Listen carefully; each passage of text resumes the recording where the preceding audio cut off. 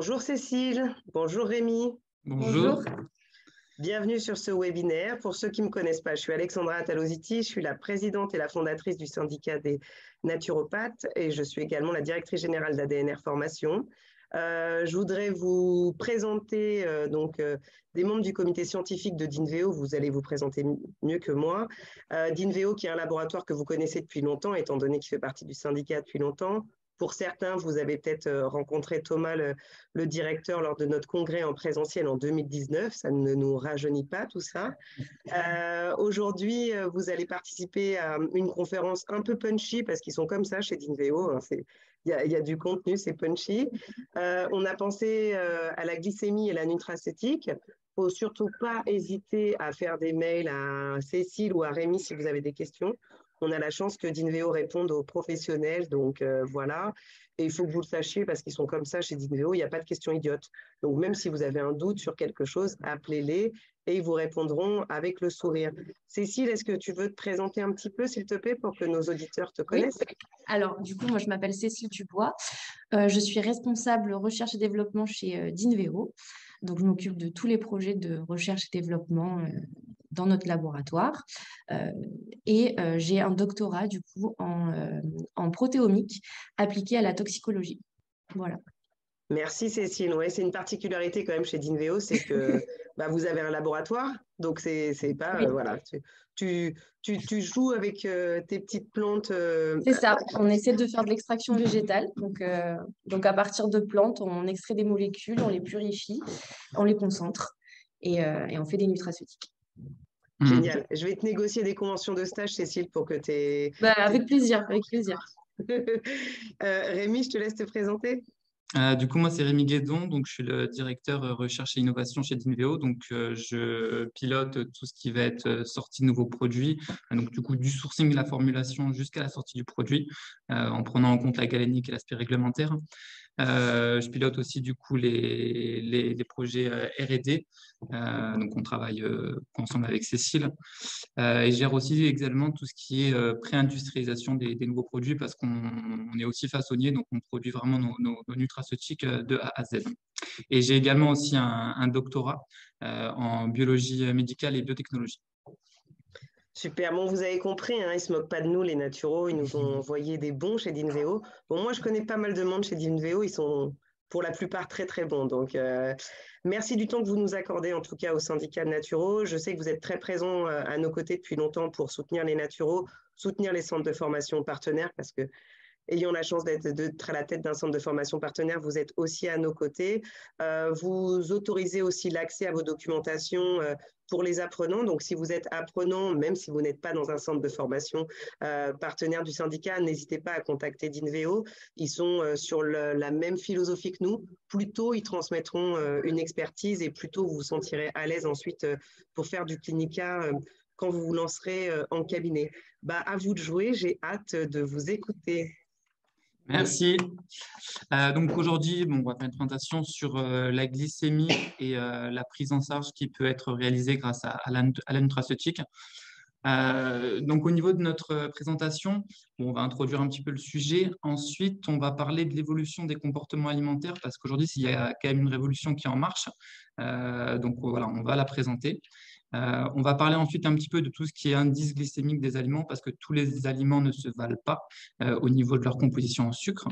Et ensuite, on rentrera un petit peu plus du coup dans le dur du sujet, donc en parlant de la régulation de la glycémie au niveau de l'organisme humain, des troubles de la glycémie et du diabète, donc en parlant un petit peu de l'épidémiologie et de la physiopathologie de la maladie. On va également vous donner quelques-uns des signes cliniques qui peuvent vous aider, vous, à diagnostiquer des troubles de la glycémie. On vous expliquera également les méthodes de diagnostic qui existent, donc sur quoi vous pouvez orienter donc, les personnes qui viennent vous voir.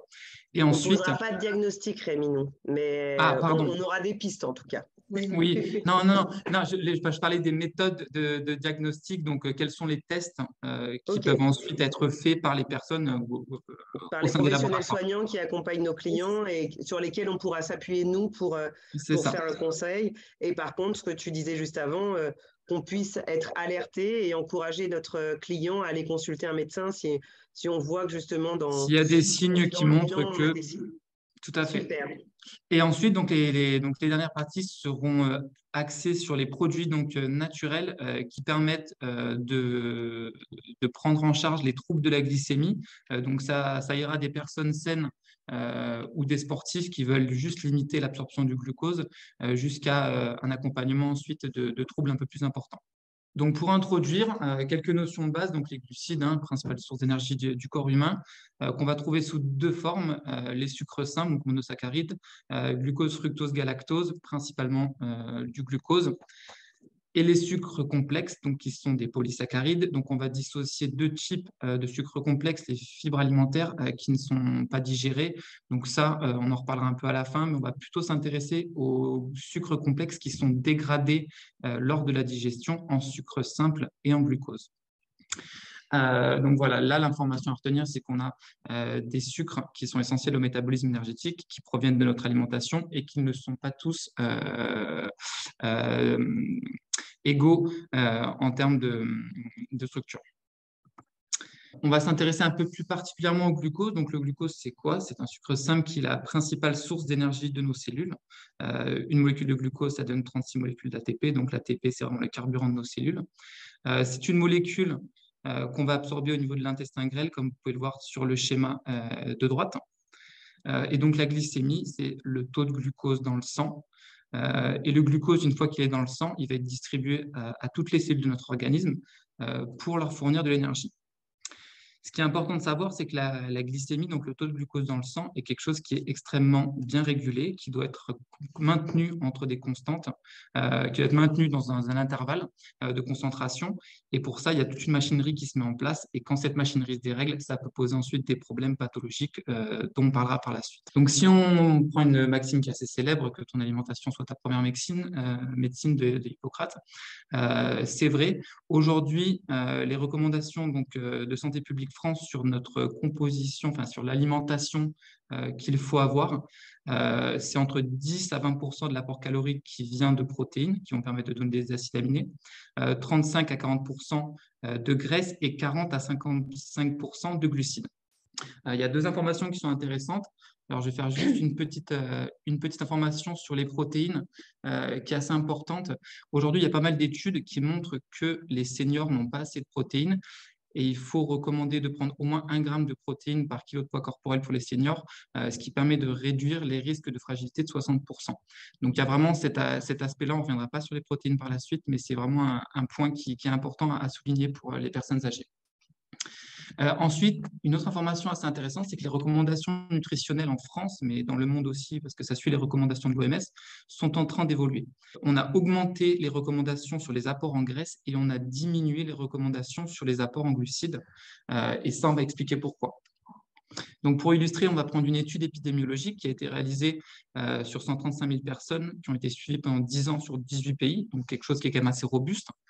Et ce qu'on voit, c'est que la prise de graisse à partir de 10% des graisses dans l'alimentation et jusqu'à 45% va avoir plutôt tendance à diminuer le risque de mortalité, c'est quelque chose qui n'est pas forcément très intuitif. Et à l'inverse, les glucides au-dessus de 60% de l'alimentation qui est composée de glucides, on va avoir une augmentation des risques de mortalité qui est essentiellement liée au risque cardiovasculaire. Donc ça, c'est l'information qui est pas forcément intuitive et c'est aussi pour ça, parce qu'il y a beaucoup d'études qui sortent en ce sens-là, que les recommandations de l'OMS et du coup qui ont été transposées aussi au niveau de la France ont tendance à privilégier la diminution des glucides et une augmentation des graisses. La problématique que beaucoup de gens ont, c'est qu'aujourd'hui, si je vous propose, si je vous demande de me dire où c'est qu'il y a le plus de sucre entre une patate qui est cuite au four et une canette de soda, beaucoup de gens vont répondre à la canette de soda. Si on regarde en réalité, c'est faux. Alors, c'est quelque chose qu'on nuancera par la suite, mais effectivement, il y a plus de sucre dans une pomme de terre qui est cuite au four que dans une canette de soda. Donc ça, c'est une première problématique. Les gens n'ont pas forcément aujourd'hui la connaissance de la composition en glucides des aliments, en sucre. Et une autre étude qui a été réalisée en Angleterre qui est assez intéressante, c'est qu'on voit en fait que la population est tout à fait à même de repérer le gras et l'apport calorique qui est lié au gras dans l'alimentation. Par contre, quand il s'agit de glucides ou de mélange glucides-gras, là, les gens ne sont plus du tout à même de savoir la quantité de calories et la quantité de glucides qu'il y a dans les aliments. On a donc une population qui est aujourd'hui bien éduquée, et ça c'est en partie via l'éducation et le pouvoir public, à repérer, à consommer des graisses, mais beaucoup moins à le faire pour les glucides. Alors ça, c'est une donnée qui est assez intéressante et qui illustre un peu ce qu'on disait, c'est qu'en fait, depuis la révolution industrielle, la consommation donc, de sucrose, c'est un exemple, hein, il y a d'autres sucres, mais est passée de 7-8 kilos par an et par personne à plus de 50 kilos. Aujourd'hui, 2021, on est plutôt aux alentours de 60 à 70 kilos de sucre consommé par an, donc de sucrose, hein, il y a d'autres sucres, par an et par personne. Ça pose la question de savoir est-ce que cette modification rapide par rapport à l'échelle humaine de la consommation de sucre est possible par rapport à notre génome et donc aux enzymes, au fonctionnement qu'on a. Aujourd'hui, donc, les recommandations de l'OMS sur les sucres libres, donc les sucres libres, on va parler des monosaccharides, des disaccharides qu'on trouve dans les fruits ou qui sont rajoutés, ça doit représenter moins 10% de l'apport énergétique avec un objectif, donc ça c'est une recommandation qui n'est pas contraignante, mais il y a quand même un objectif à 5%. Aujourd'hui, sur la population française, les adultes, en moyenne, on a 11,5%, donc un peu trop élevé. Par contre, au niveau des enfants, on a plus de 15%. Ça, c'est problématique pour la suite parce qu'on va le voir par la suite, ça peut engendrer de nombreux problèmes. Et les principaux contributeurs, on les connaît, hein, c'est les confiseries, les biscuits, les pâtisseries, etc., etc. Donc, vraiment une consommation de sucre qui augmente très vite dans nos populations et qui peut poser des problèmes. Il y a une étude épidémiologique qui est assez intéressante sur 300 000 personnes qui dit que si on consomme 1 à 2 portions de boissons sucrées, donc soda, ça peut être des jus de fruits, ça peut être du sirop par jour, on augmente le risque de diabète de 26%. Donc c'est assez énorme. Donc voilà, une consommation de sucre aujourd'hui qui est en augmentation à travers le monde. Ensuite, la question est de savoir comment on classe les sucres, comment on sait où est le sucre, est-ce qu'il y a des bons sucres, des mauvais sucres. Historiquement, on a toujours parlé de sucre rapide et de sucre lent. C'est lié à la structure des sucres, hein, des sucres simples qui sont digérés vite, des sucres complexes qui sont digérés lentement. Ce paradigme est un peu remis en cause dans le sens où en fait, cet indice ne tient pas compte de la capacité de ces sucres à augmenter la glycémie, donc le taux de sucre dans le sang. Si on prend du pain blanc, qui est un sucre complexe, et du miel d'acacia, qui est un sucre simple, le pain blanc va augmenter beaucoup plus la glycémie que le miel d'acacia. Donc, le sucre, ce concept aujourd'hui de sucre lent, sucre rapide est remis en cause et on va lui préférer notamment l'indice glycémique, donc qui va permettre en fait de classer les aliments en fonction de l'augmentation de la glycémie dans le sang. Donc ça permet d'avoir une idée un peu plus précise de la composition des aliments. Par contre, cet indice aujourd'hui qui est assez publicité, il a quand même certaines nuances dans le sens où il est calculé sur 50 grammes de glucides. Donc 50 grammes de glucides, par exemple, si on prend des carottes, il faut 500 grammes de carottes. Il n'y a pas beaucoup de gens aujourd'hui qui mangent 500 grammes de carottes. La nuance aussi, j'ai parlé un peu volontairement de manière provocatrice des pommes au four et du soda. Les aliments, donc la pomme au four qui a un indice glycémique plus important, n'est pas forcément moins bon que le soda, c'est assez intuitif, parce qu'il faut prendre en compte les autres nutriments qu'on va trouver dans la pomme de terre, et ça peut être des fibres, des graisses, des protéines qui vont eux aussi jouer sur l'assimilation des glucides. Donc aujourd'hui, on a un nouvel indice qui semble assez pertinent, qu'il faut prendre en compte quand on se nourrit, c'est la charge glycémique. C'est-à-dire c'est un indice qui va prendre en compte la quantité de glucides qu'on a dans une portion normale alimentaire et qui permet donc de faire un repas équilibré en ingérant une dose suffisante de glucides. Donc ça, voilà, c'est des choses qui sont assez intuitives. Donc l'éducation et le discernement sont primordiaux pour limiter les troubles de la glycémie, donc l'hyperglycémie. Et on en parlera ensuite, la glucotoxicité. Donc quand on a trop de glucose dans le sang, ça va engendrer un certain nombre de problématiques. Donc voilà, faire attention à son alimentation. Parce que du coup, quand on prend des aliments très avec un taux de sucre important. La problématique qu'on a, c'est que le fait d'augmenter rapidement sa glycémie, ça va engendrer une sécrétion importante d'insuline. On va parler de l'insuline un peu par la suite. Et surtout, engendrer une chute rapide de la glycémie. Et là, ce qu'on voit sur le schéma, c'est que la courbe rouge, au bout de 2 heures, elle passe sous le trait bleu. Donc, le trait bleu, c'est le taux qui doit être normal de glucose dans le sang. Et donc, on va passer en hypoglycémie. Donc, on va avoir faim assez rapidement et puis on va va perdre un petit peu de lucidité au niveau aussi de nos fonctions cognitives. Typiquement, c'est ce qui se passe quand on va manger certains fast-foods. Alors qu'à l'inverse, quand on prend des aliments avec un faible indice glycémique, on va vraiment avoir une glycémie qui va être beaucoup plus lissée sur le temps, qui va monter moins haut, mais par contre qui va descendre beaucoup plus doucement et qui ne va pas engendrer d'hypoglycémie. Donc voilà, il faut faire attention au taux de glucides et au type de glucides qu'on a dans l'alimentation. Si on mange trop régulièrement, et c'est ce qu'on voit de plus en plus des aliments avec des charges glycémiques importantes, la problématique qu'on a, c'est que du coup, pour réguler cette glycémie, notre corps va devoir sécréter de plus en plus d'insuline. Et le problème qui va se poser, c'est que nos cellules qui ont besoin de capter du glucose vont être de moins en moins sensibles à l'insuline et donc de moins en moins capter le glucose. Donc ça, c'est un phénomène qu'on va un peu détailler par la suite. Ce qui fait qu'on va avoir une hyperglycémie qui va commencer à devenir chronique et des cellules qui vont être de moins en moins à même d'utiliser et de capter le glucose. Et là, va découler un certain nombre de conséquences qui peuvent amener à des pathologies, notamment l'insulinorésistance, l'inflammation, l'hyperlipidémie et le stress oxydatif. Donc voilà, faire attention à la charge glycémique de nos aliments. Maintenant, on va entrer un peu plus du coup dans les mécanismes de régulation de la glycémie. Lorsque le glucose arrive dans le sang, au niveau du pancréas, on a un certain type de cellulaires donc, qui sont dans les îlots de Langerhans qui s'appellent des cellules bêta. Ces cellules bêta vont sécréter de l'insuline. L'insuline est une hormone qui va circuler dans le sang. Et au niveau cellulaire, l'action de l'insuline est de se fixer un récepteur qui va ouvrir des canaux, des transporteurs de glucose, et ce qui va permettre de capter le glucose du sang à l'intérieur de la cellule. Et donc, la conséquence, c'est qu'on va abaisser la glycémie. Donc, ça, c'est le phénomène qui nous permet, nous, de réguler notre glycémie, de ne pas avoir des taux de sucre trop importants dans le sang.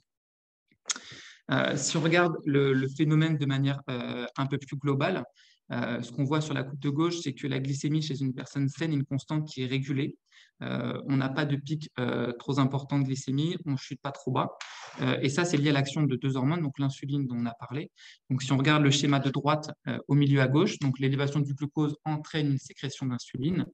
Cette sécrétion d'insuline va permettre de capter le glucose dans un certain nombre de types cellulaires et de l'utiliser directement, ce qui va abaisser la glycémie.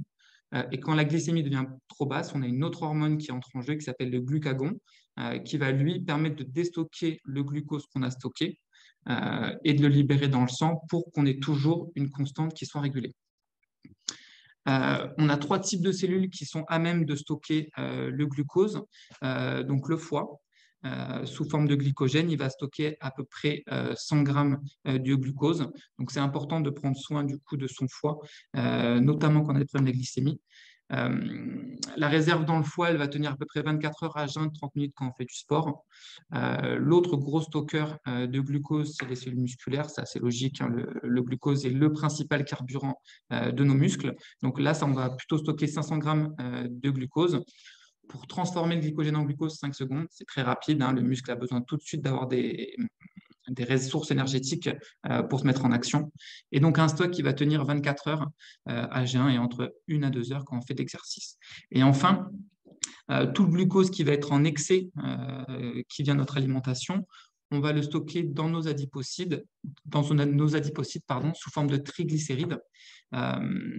Et ça, c'est quelque chose qui peut devenir problématique si on mange trop sucré parce qu'on va fabriquer du gras. Et donc là, on a des réserves donc, du coup, dans nos adipocytes qui vont pouvoir durer plusieurs jours, à la fois quand on est en train de faire du jeûne, enfin sous phase de jeûne, et en cas d'effort. Une recommandation pour améliorer du coup sa glycémie, c'est de pratiquer une activité sportive. C'est assez logique. Hein. Si on regarde les recommandations de l'OMS, il faut faire 150 minutes d'activité sportive modérée par semaine ou 30 minutes de marche rapide par jour. Et pratiquer de manière régulière une activité sportive permet de réduire le risque de diabète de type 2, donc, qui est le diabète principal en termes de prévalence, on en parlera tout à l'heure. Donc on réduit le risque de diabète de 50%, c'est énorme.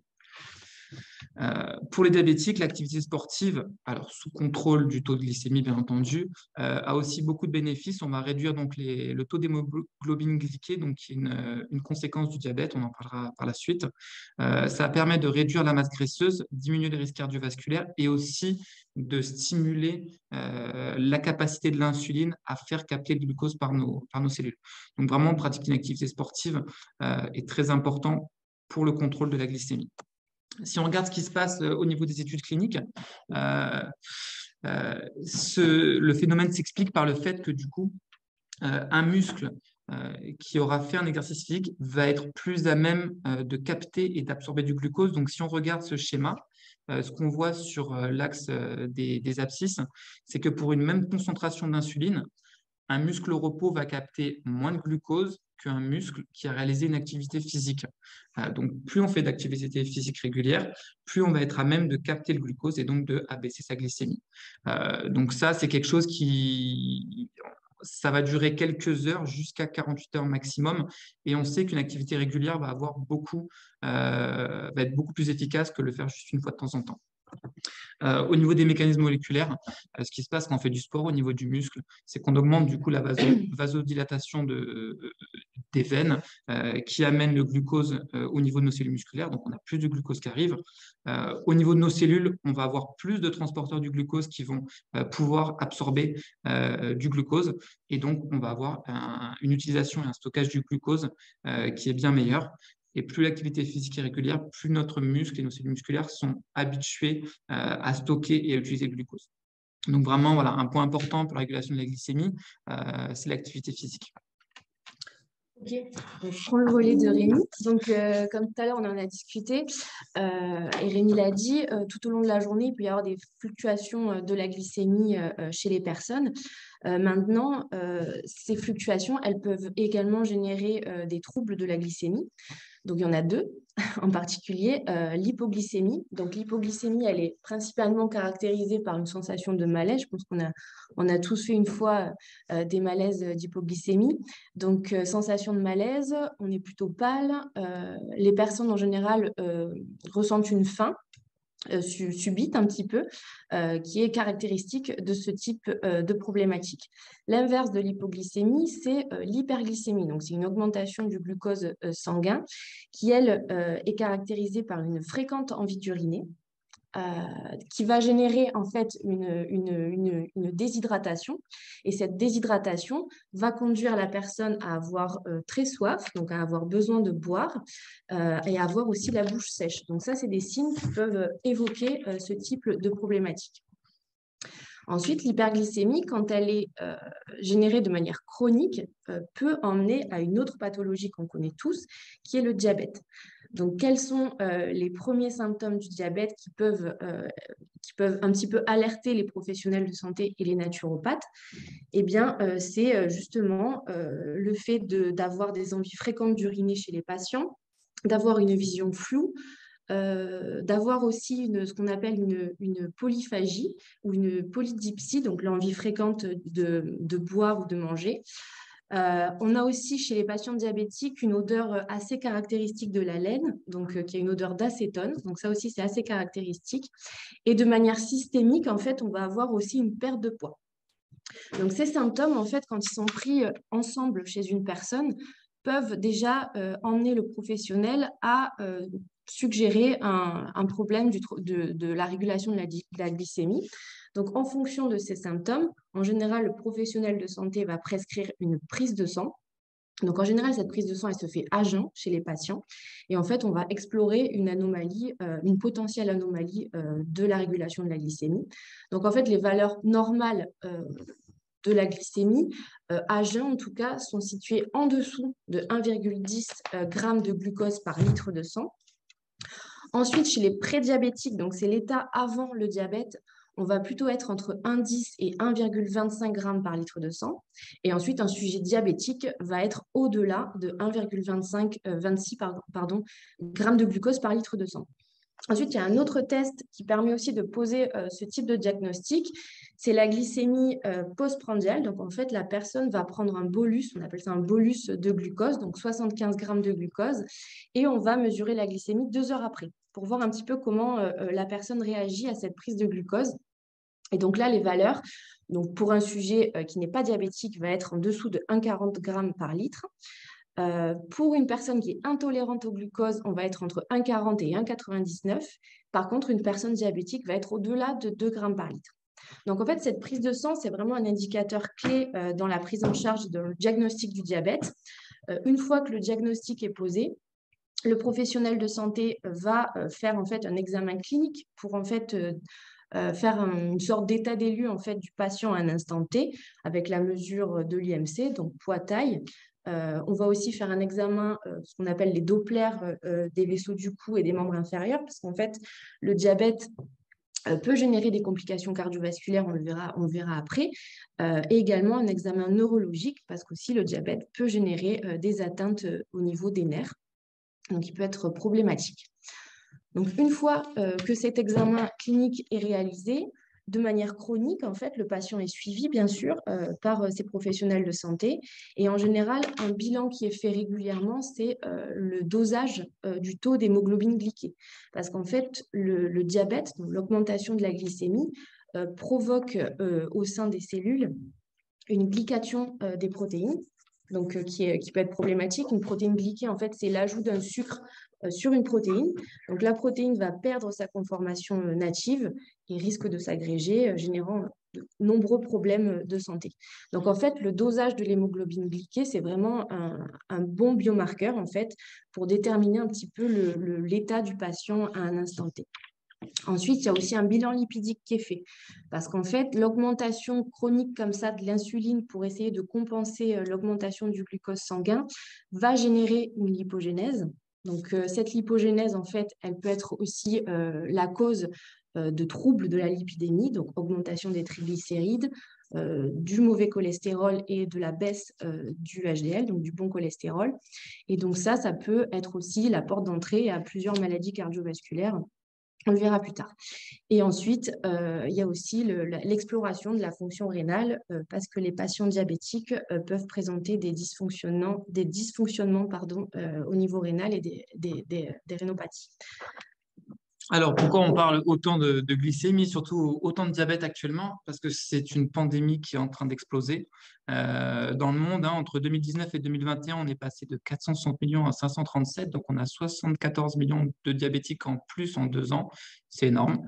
Ça a engendré 6,7 millions de morts. Et ce qu'on voit au niveau des projections, c'est qu'on va atteindre 784 millions de diabétiques en 2045, donc quasiment une personne sur 10 sur Terre. C'est énorme. Voilà, faut bien s'en rendre compte de cette problématique. Il y a plusieurs facteurs dont on parlera par la suite. En France, on a 3,1 millions de diabétiques en 2012, 3,6 millions, donc plus 500 000 cas en 2020, avec 1,1 million de diabétiques qui sont non diagnostiqués. Donc 3,6, c'est ce qui est traité, ça c'est au niveau de la Sécu, sécurité sociale, et 1,1, c'est les gens qui s'ignorent. Donc on a presque un adulte sur 10 qui est diabétique en France. Principalement des diabètes de type 2, donc on expliquera juste après donc les différents types de diabète, qui est vraiment le plus important, donc entre 90 et 90%, 90 et 92% des types des différents types de diabète. Diabète de type 1 entre 6 et 8%, et ensuite des diabètes secondaires. Si on regarde un peu la carte du monde, sans grande surprise, les pays industrialisés sont plus touchés par le diabète, notamment l'Amérique. Ça arrive aussi très fortement sur les pays asiatiques. Alors, il y a plusieurs raisons à ça, un fond génétique qui est différent. On a aussi une problématique par rapport au riz blanc. Un bol de riz blanc, en termes de sucre, c'est l'équivalent de 2 canettes de soda. Il faut en être conscient, c'est la base de l'alimentation. Alors, il faut tenir en compte après les autres, les fibres, les choses qui sont mangées avec, mais quand même, le riz blanc a son importance. Et ce qu'on voit, c'est que l'Afrique est relativement épargnée par le diabète.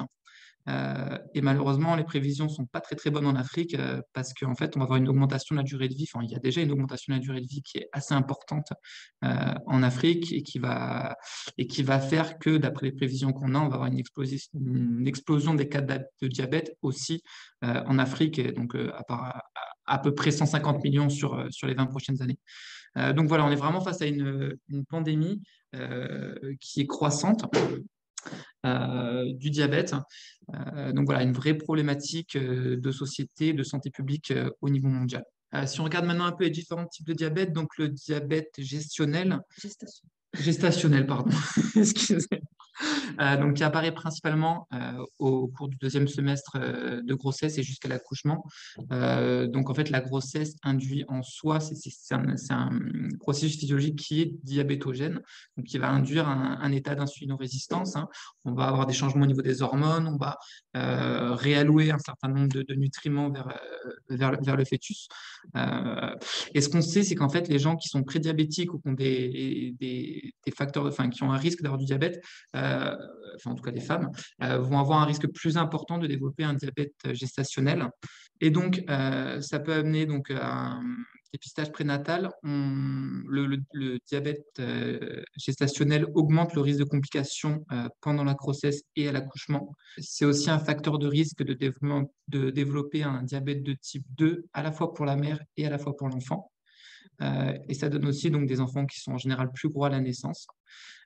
Et donc, il y a un certain nombre de mesures d'hygiène et de diététique qui sont à mettre en place. Donc, on a parlé du sport, on a parlé de l'alimentation.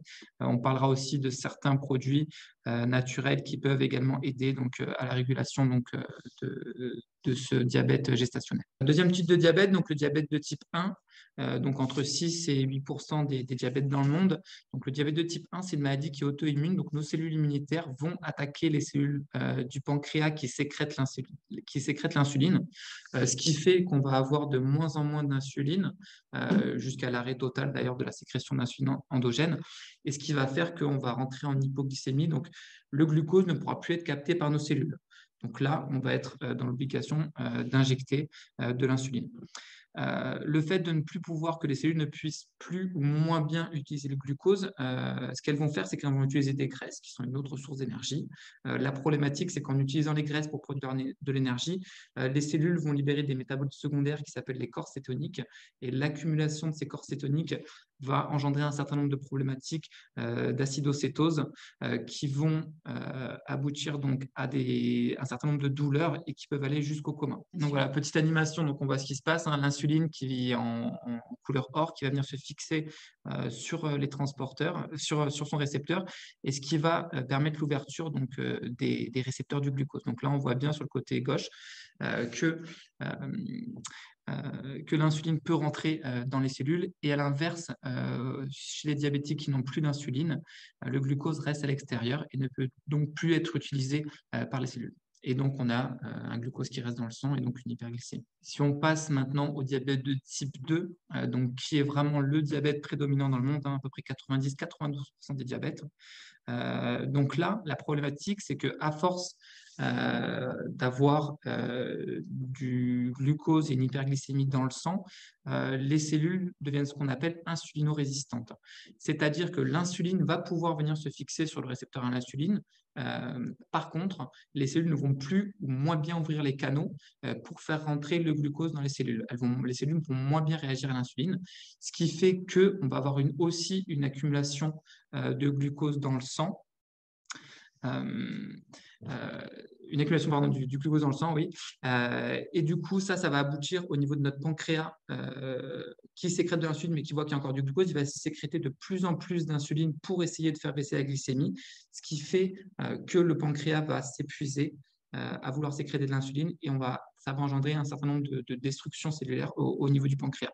Donc là, on rentre vraiment dans un cercle vicieux où les cellules sont résistantes, on va sécréter de plus en plus d'insuline, l'hyperglycémie va augmenter, le pancréas va essayer de compenser, il ne va pas réussir, et voilà, on rentre vraiment dans une pathologie qui va être de plus en plus importante au fil du temps. Une bonne nouvelle dans tout ça quand même, c'est que le diabète de type 2, donc principal, ne survient pas brutalement. On a une phase de latence de plusieurs années qu'on appelle le prédiabète, donc qui peut être diagnostiqué à la fois au niveau de la glycémie à jeun et à la fois au niveau de la glycémie postprandiale.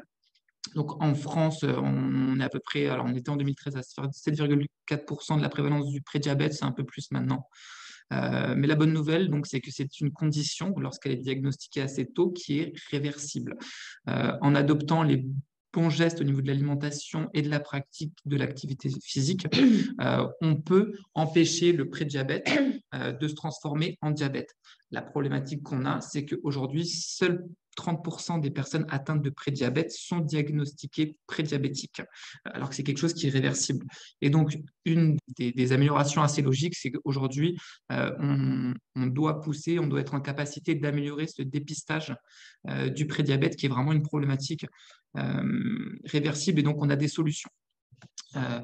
Une des avancées majeures qui est en train de se dessiner sur le sujet, qui risque d'arriver dans les prochaines années, c'est les montres connectées. Il y a plusieurs brevets qui ont été déposés sur le sujet. On a une entreprise en France aussi qui est en train de développer une montre. Demain ou après-demain, tout à chacun sera très probablement à même de mesurer sa glycémie en temps réel. Alors après, les pour et les contre, on ne rentre pas dans le débat, mais en tout cas, on sera plus à même de savoir si les personnes deviennent prédiabétiques, et c'est à ce moment-là qu'on pourra proposer des solutions. Donc, si on rentre un peu dans le détail donc, de la physiopathologie du diabète de type 2, donc les facteurs de risque, on a parlé de certains. Donc, la génétique, c'est vraiment, si vous avez des personnes diabétiques dans votre famille, il y a plus de risques de devenir diabétique. Donc, ça, c'est des choses à surveiller. On a parlé de l'activité physique. On a parlé aussi du poids donc, et des troubles à l'épidémie qui vont être associés. Ce qu'il faut savoir, c'est que, comme beaucoup de maladies chroniques, c'est des maladies qui sont inflammatoires. Donc, il y a un aspect inflammatoire qui est assez important. Et évidemment, on en a parlé, une hyperglycémie chronique. Ces facteurs de risque vont entraîner, on en a parlé, donc un état d'insulinorésistance pour le diabète de type 2. Donc les cellules vont moins être à même d'utiliser l'insuline pour capter du glucose, ce qui fait qu'on va arriver sur une hyperglycémie chronique qui va engendrer une augmentation du glucose. Et le glucose, qui est un carburant cellulaire, à partir d'une certaine dose, devient toxique pour l'organisme et du coup va entraîner un certain nombre de problématiques. Donc la glycation des protéines, Cécile en a parlé. Donc on mesure au niveau des hémoglobines, mais du coup ces protéines fixées avec des sucres qui vont s'agglomérer ont aussi un rôle très, très néfaste au niveau de tout ce qui va être maladie neurodégénérative et un certain nombre de pathologies associées donc, au diabète. La glucotoxicité va augmenter aussi, une augmentation très importante du stress oxydant et une diminution des défenses antioxydantes avec une augmentation de l'inflammation. Ça va aboutir notamment, donc on en a parlé, aux destructions des cellules du pancréas qui produisent l'insuline, donc on aura moins d'insuline. On va venir renforcer l'hyperglycémie. Et là, on est vraiment dans un cercle vicieux avec plusieurs effets délétères sur le corps. Et les cellules qui sont les cibles privilégiées donc, de ces problématiques donc, de glucotoxicité, de stress oxydatif et d'inflammation sont les cellules qui ont le moins de défense oxydante ou qui captent assez peu le glucose. Donc, on a les cellules du pancréas, on en a parlé, les neurones également, et tout ce qui va être cellules endothéliales, cardiaques et vasculaires. Et on peut aussi rajouter dedans les adipocytes. Les atteintes de ces cellules-là vont avoir ensuite un certain nombre de conséquences au niveau des pathologies qui vont découler du diabète. Justement, en parlant de pathologie du diabète, donc on l'a vu, le diabète provoque la glycation des protéines. De plus, la production d'insuline va avoir un effet sur la lipogénèse, donc va augmenter la lipogénèse, donc il va y avoir plus de masse graisseuse. En fait, le diabète va vraiment avoir une atteinte au niveau du réseau vasculaire, donc en provoquant des plaques d'athérome potentiellement. Ces plaques d'athérome vont avoir des conséquences et donc vont potentiellement provoquer des maladies cardiovasculaires du style AVC, infarctus du myocarde, etc. Ces atteintes au niveau vasculaire vont aussi pouvoir provoquer ce qu'on appelle des rétinopathies. Donc en fait, il va y avoir un éclatement des vaisseaux au niveau de la rétine. Donc c'est aussi le diabète, c'est la première cause de cécité dans le monde. Ensuite, il y a une chose aussi qui est bien connue chez les diabétiques, c'est l'atteinte nerveuse. Donc, en fait, les nerfs, ils vont être endommagés au niveau structurel et donc fonctionnel. Et cette atteinte au niveau nerveuse va pouvoir provoquer ce qu'on connaît bien chez les patients diabétiques, ce qui est la neuropathie diabétique. Donc, la neuropathie diabétique, en fait, c'est le fait, en fait, chez les patients d'avoir des sensations un peu étranges au niveau des membres. Donc, en général, ils ont des picotements au niveau des mains. Ils ont des douleurs au niveau des pieds, donc des membres inférieurs. Les membres inférieurs sont relativement touchés chez les patients diabétiques, avec comme des sensations d'aiguille un petit peu au niveau des pieds. Ensuite, le fait que les nerfs et les vaisseaux soient endommagés, en fait, il va y avoir comment dire, une baisse en fait, de l'oxygénation des membres inférieurs. Donc, en fait, dès qu'il y a une plaie au niveau des pieds ou des jambes, et ben, cette plaie, en fait, elle va s'infecter. Ça va provoquer une nécrose, une gangrène. Et c'est pour ça aussi que le diabète est la première cause d'amputation. Il va aussi y avoir une atteinte au niveau des reins, donc avec une néphropathie.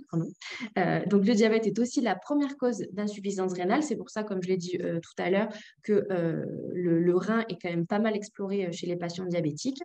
Et ensuite, avec toute la problématique qu'il y a au niveau du tissu adipeux, eh ben, ça va générer toutes les complications qu'on connaît, donc stéatose hépatique qui peut potentiellement évoluer, athérosclérose et la dystrophie musculaire. Les patients atteints de diabète de type 2 sont en général en surcharge pondérale par rapport aux diabétiques de type 1 ou aux patients qui n'ont pas de diabète.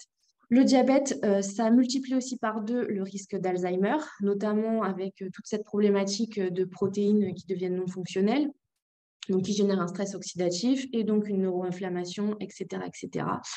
Ça multiplie aussi par 2 le risque de cancer, donc toujours avec les problématiques d'inflammation et de stress oxydatif. Bien sûr, le risque d'infarctus, donc comme je l'ai dit plus tôt, et évidemment le risque d'AVC. Donc ça, c'est plutôt au niveau des atteintes vasculaires. Donc maintenant qu'on a posé du coup les problématiques qui sont liées au diabète et à la glycémie, on va un peu parler des produits naturels, donc des nutraceutiques qui permettent d'agir au niveau de la régulation de la glycémie. Donc le premier, pour limiter l'absorption du glucose, c'est le mûrier blanc et son principe actif principal qui est le DNG.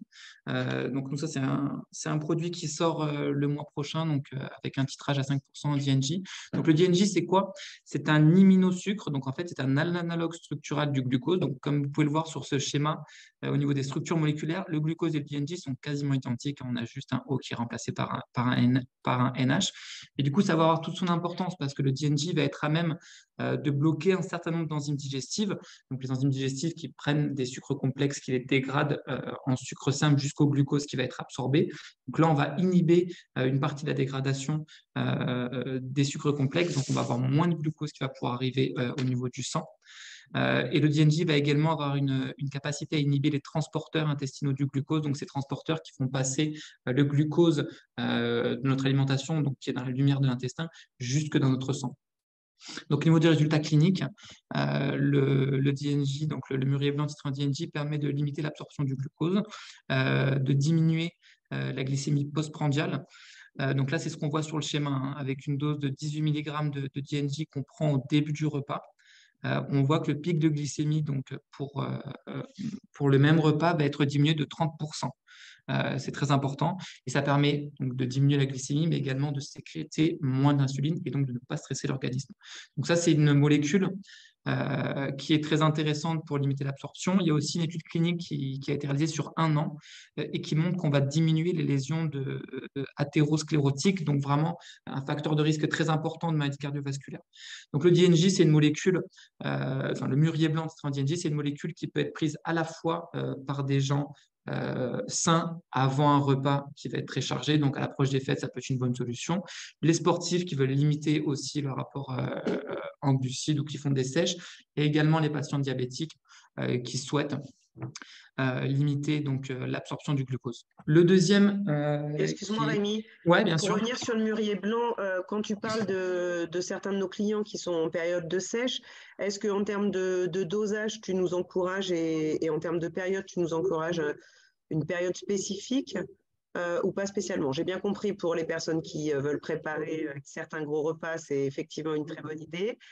Pour les personnes en syndrome métabolique, bien entendu, on pourra partir sur le mûrier blanc, mais pour les sportifs en période de sèche, tu recommandes combien de temps? Le temps de la sèche, ou en tout cas au début de la sèche. Alors après, il faut faire attention dans le sens où, quand on fait une sèche, il faut quand même avoir des apports en glucides, hein. Les glucides, il faut limiter l'apport, mais il faut faire attention à ne pas en avoir trop peu. Donc, je dirais au moins début de la sèche pendant peut-être 2, 3, 4 semaines, en fonction de la durée de la sèche. Regarder les résultats, toujours suivre les résultats. Et ce qu'on sait aussi, Ouais, suivre sa glycémie, tu veux dire. C'est quand même checker sa glycémie, parce que si on diminue notre consommation de sucre à ce moment-là de la sèche, qu'on ne se retrouve pas non plus en hypo. Et alors, oui, c'est là où je voulais en venir. Les produits, donc ce produit-là, il y a des études qui sont réalisées sur le long terme et qui montrent qu'on n'a pas d'hypoglycémie lorsqu'on prend ce produit. Donc, on n'a pas cette problématique-là. On voit aussi que sur le long terme, et là, je parlais de l'étude qui a duré 1 an sur les lésions athérosclérotiques, ils ont suivi la glycémie tout au long de l'essai clinique.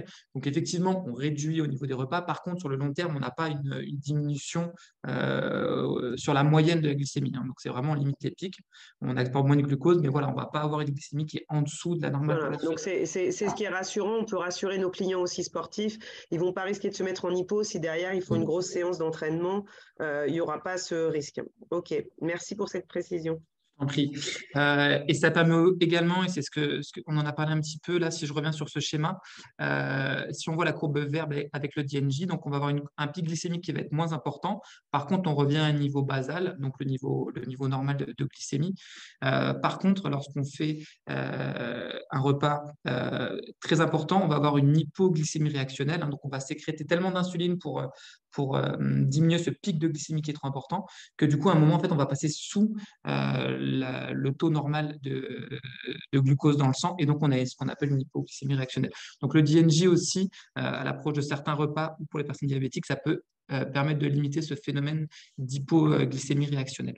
Le deuxième produit dont on va parler, c'est le Gymnema et l'acide gymnémique. Donc le principe actif qui est l'acide glycémique, alors un des principes actifs qui est l'acide glycémique, va avoir 2 actions, donc une action antioxydante, ce qui est très intéressant pour les patients diabétiques, ou même pour tout le monde d'ailleurs. Son mécanisme d'action au niveau du glucose, ça va être qu'il va être capable d'inhiber les transporteurs intestinaux du glucose. Donc, c'est ce qu'on peut voir sur le schéma. Donc, si on regarde le schéma de droite, en fait, l'acide glycémique va venir tapisser les microvillosités donc au niveau de l'intestin grêle, et donc vraiment limiter l'absorption du glucose dans le sang. L'absorption du glucose, donc on va avoir moins de glucose dans le sang. Et ça, au niveau clinique, on va voir, ça va permettre donc de diminuer le taux de glucose sanguin, et aussi d'avoir une action avec son action antioxydante sur tout ce qui est cholestérol, le bon, l'HDL, et le mauvais, le LDL. Au niveau clinique, donc on prend un petit exemple, 600 mg de Gymnema. C'est un peu un cas pratique, 12 semaines, 24 patients. Donc 24 patients, c'est une petite étude, mais elle a été relativement bien réalisée. Ça reste une petite étude. Et ce que l'on voit, c'est que ça permet, chez des patients diabétiques, donc de diminuer la glycémie à jeun de 13% et les triglycérides de 30%. Voilà.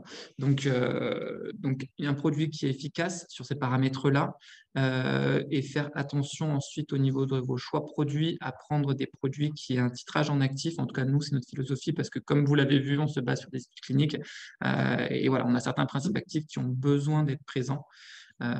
Donc là, dans ce cas-là, c'est l'acide gymnémique. Après, tu sais, en phytothérapie et en nutraceutique, on est content, même une petite étude clinique avec un petit panel de 24 patients, on est content. C'est que ça bouge, tu vois. Ça permet de répondre à certains journalistes qui nous disent qu'on fait de la pseudo-science. Au moins, on leur rappelle de façon régulière que nous sommes des professionnels qui nous basons sur la science et pas sur notre pendule intérieure, sur notre boule de cristal, quoi. C'est sûr. Et nous, alors en tout cas pour les naturopathes qui nous posent des questions, qui travaillent avec nous, on a quand même une base d'études cliniques. On a à peu près 1500, 2000 études cliniques sur nos. On a 100 références à peu près. Et donc voilà, on a vraiment toutes les études cliniques qui existent. On les a sur chacun de nos produits. Donc voilà, il y a toujours des arguments qui sont possibles.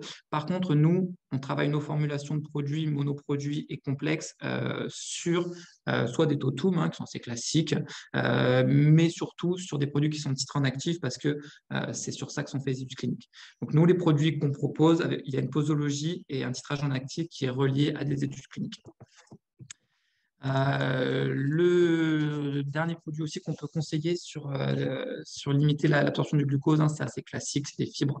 Donc il faut choisir des fibres en général qui sont solubles et visqueuses, qui vont permettre un peu de tapisser l'intestin, le système digestif.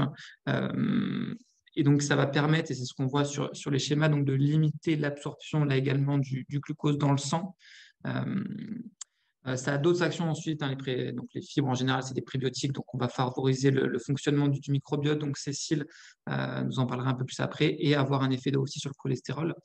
On voulait présenter ce produit parce qu'il y a une méta-analyse qui est assez intéressante qui est réalisée sur 752 femmes atteintes de diabète gestationnel et qui montre un certain nombre d'améliorations grâce à la prise de fibres d'acacia.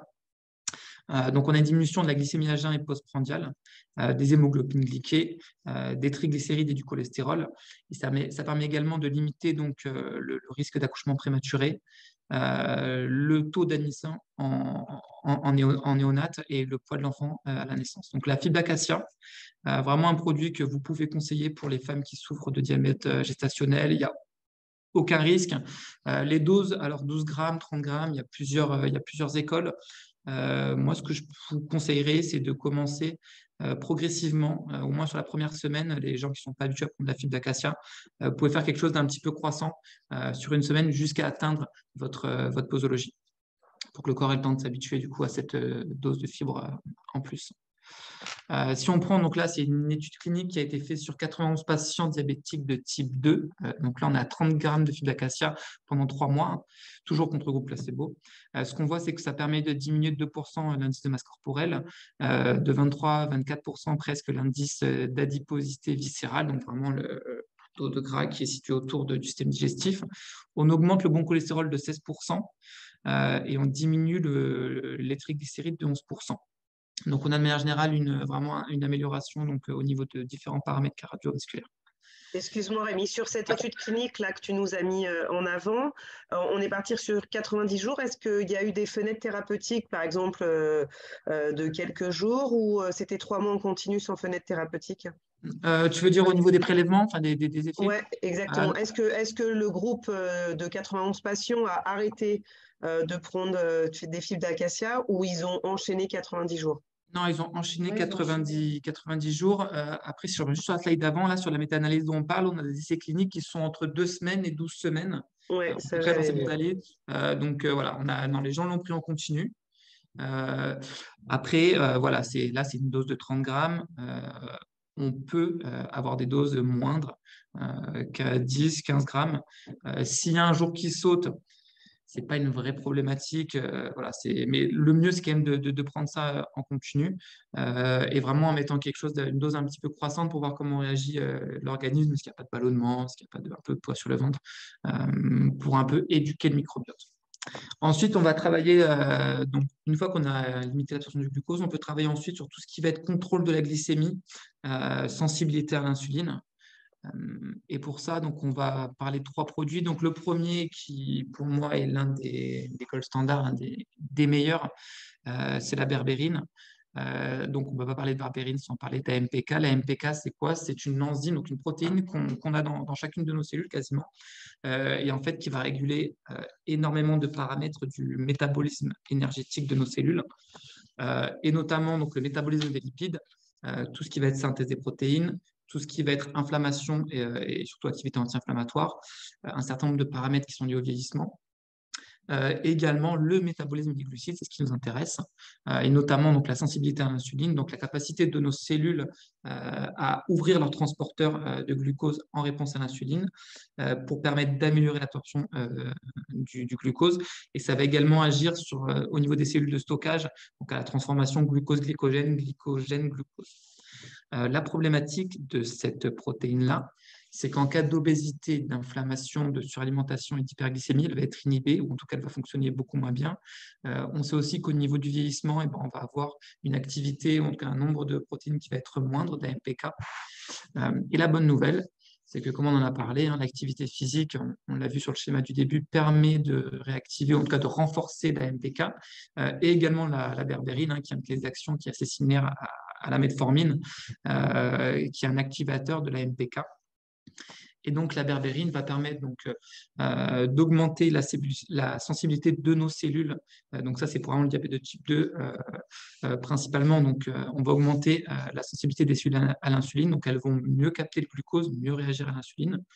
Il y a également une action un peu annexe qui va être sur l'inhibition de certaines enzymes qui permettent de digérer les sucres complexes en sucre rapide.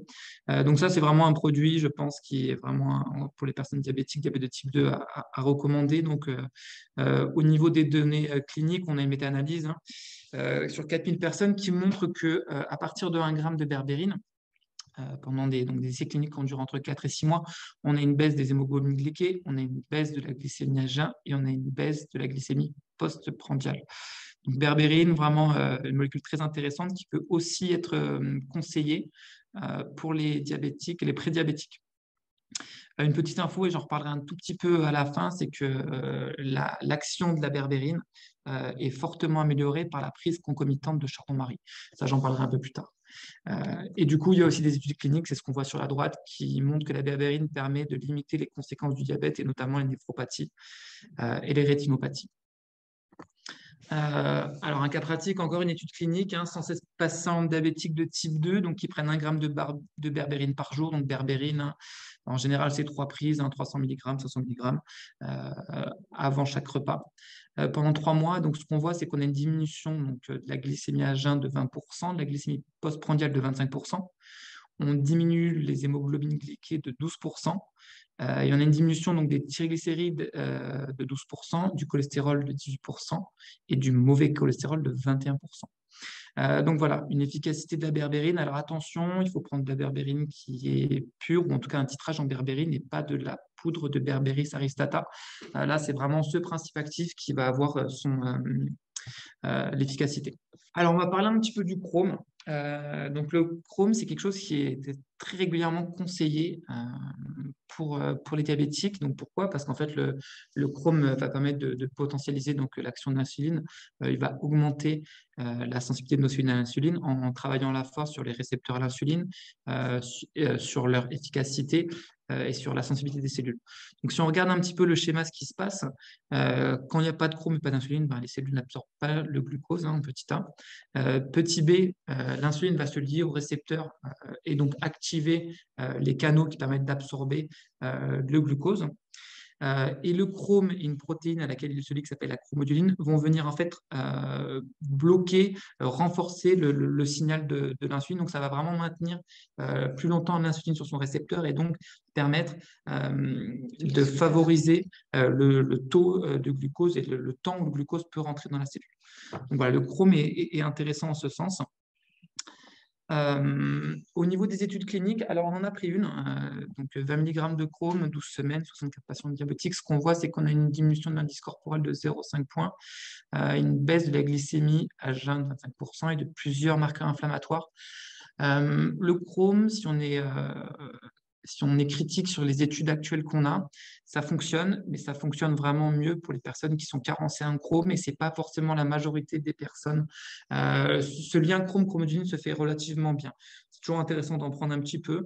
Ça ne doit pas être la molécule de base pour lutter contre la glycémie, parce que les gens qui n'ont pas de carence, voilà, ça fonctionne relativement bien. Donc, toujours intéressant à prendre. C'est en complémentarité et même Exactement. ponctuellement pouvoir se dire qu'on repart sur une cure de chrome et du picolinate, tant qu'à faire, parce qu'il faut aussi voir ce qu'il en est.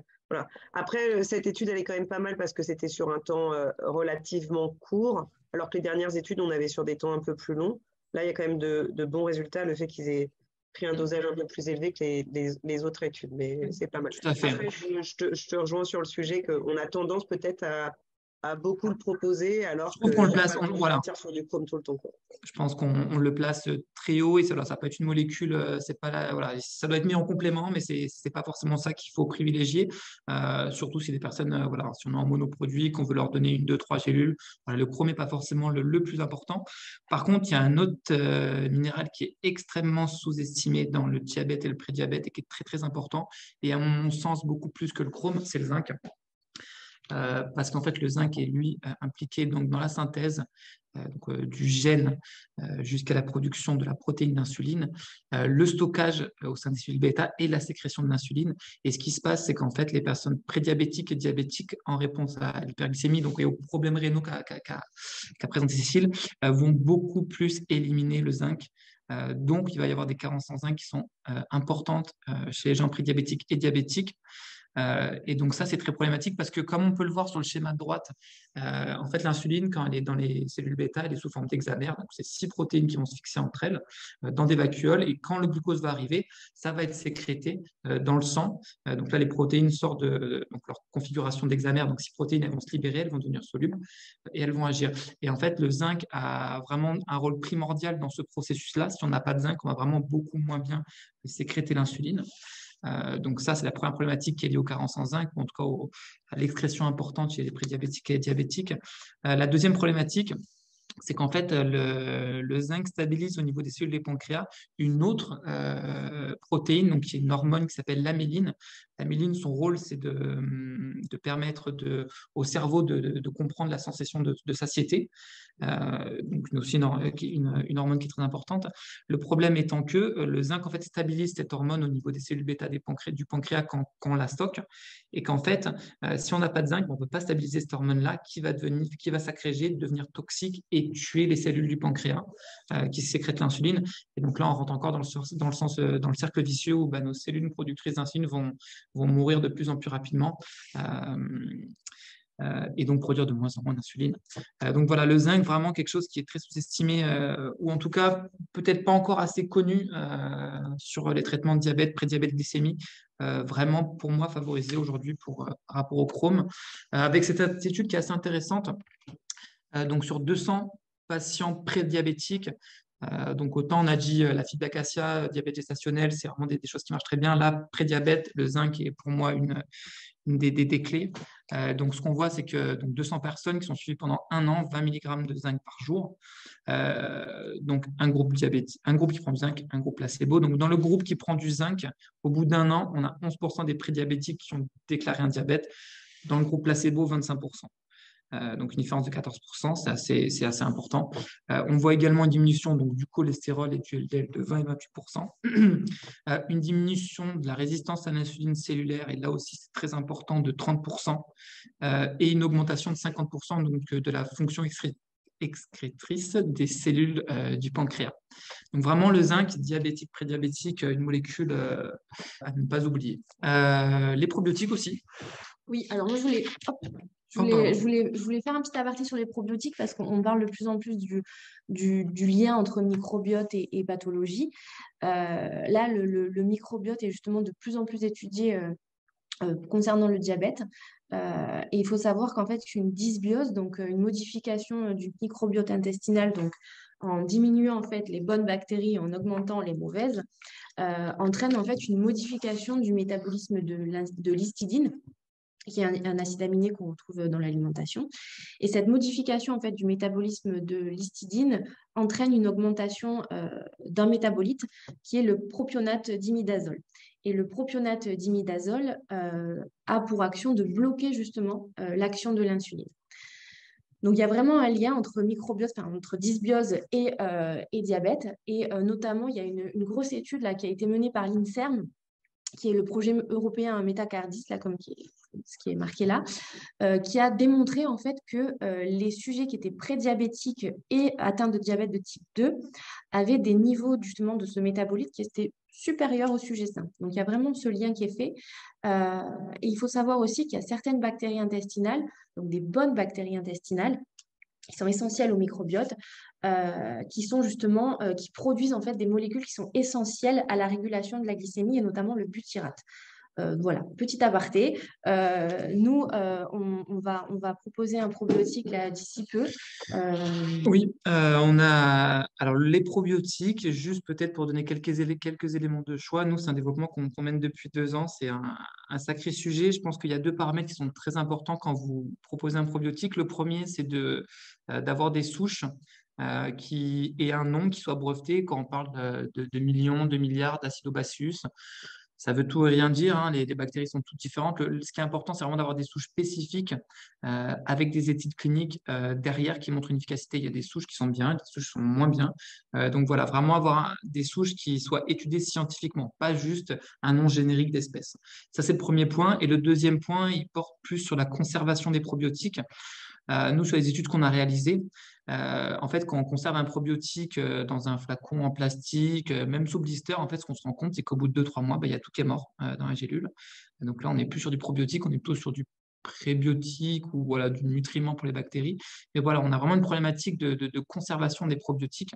Voilà. Donc nous, c'est un développement qui arrivera très très rapidement chez Dinveo et on vous en parlera un peu plus à ce moment-là. Mais voilà, faites attention à la conservation, faites attention aux souches utilisées, ne pas juste se fier aux noms génériques. On sera ravis de vous accueillir pour faire un webinaire justement sur le sujet, même si avec j'aimerais plaisir. bien vous avoir un peu pour de la neuro un peu avant, mais on pourra tout faire sur 2023, on a le temps.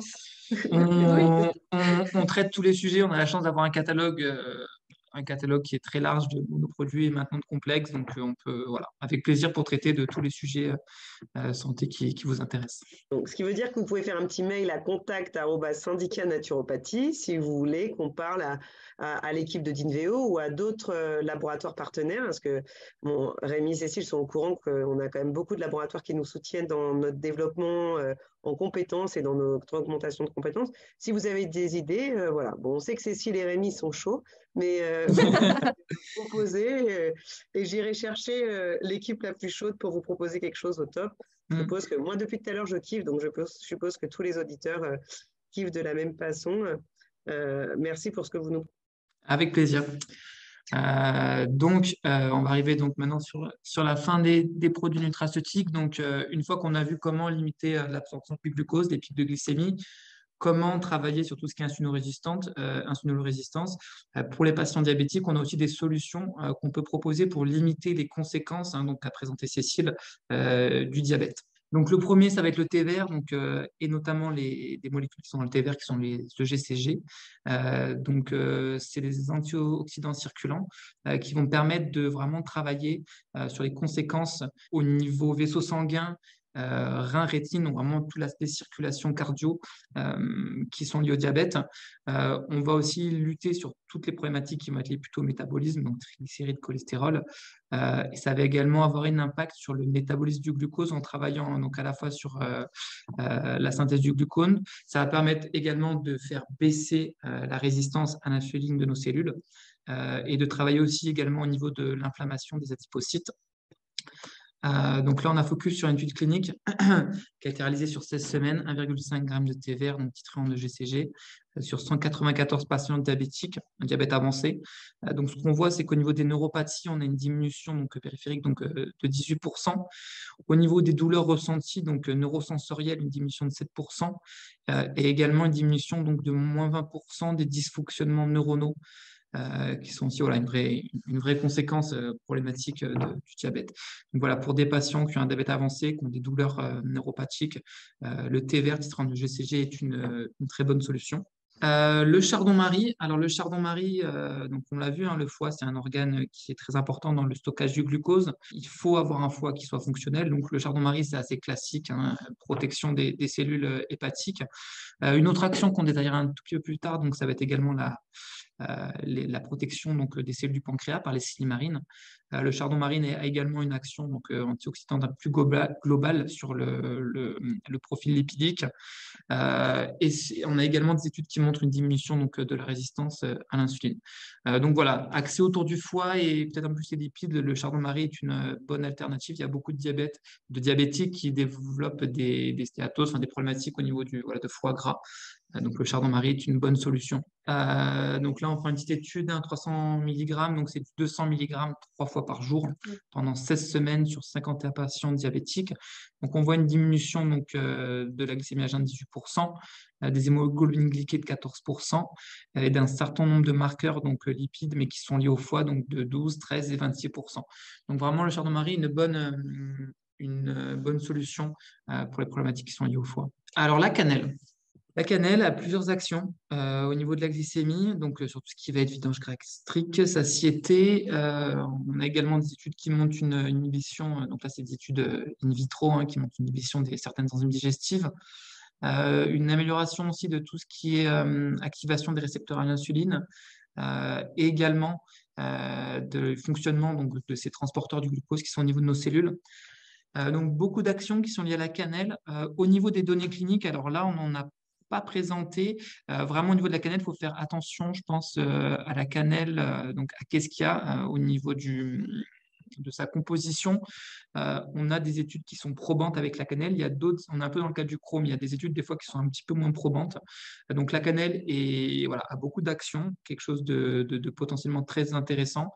Voilà, juste pour dire que voilà, on a des actifs qui sont positifs sur tous ces paramètres-là. Il y en a d'autres qui sont un peu plus nuancés et qui peuvent être liés aussi au fait que certaines cannelles, en fonction de la cannelle qu'on prend, sont pas toutes équivalentes en termes de composition et en termes d'actifs.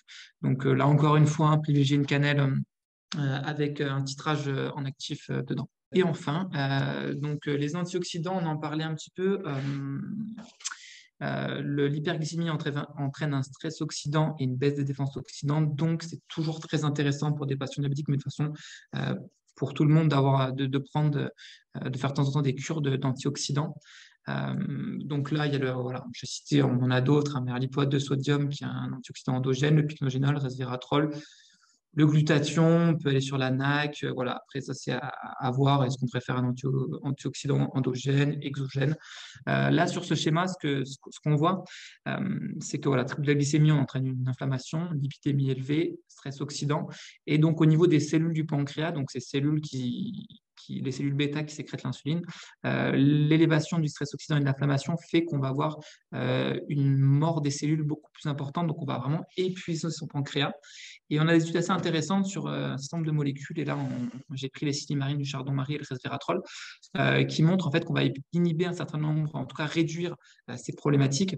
Et ce qui fait qu'en fait, on va avoir une protection des cellules bêta du pancréas, en tout cas une destruction qui va être beaucoup moins rapide.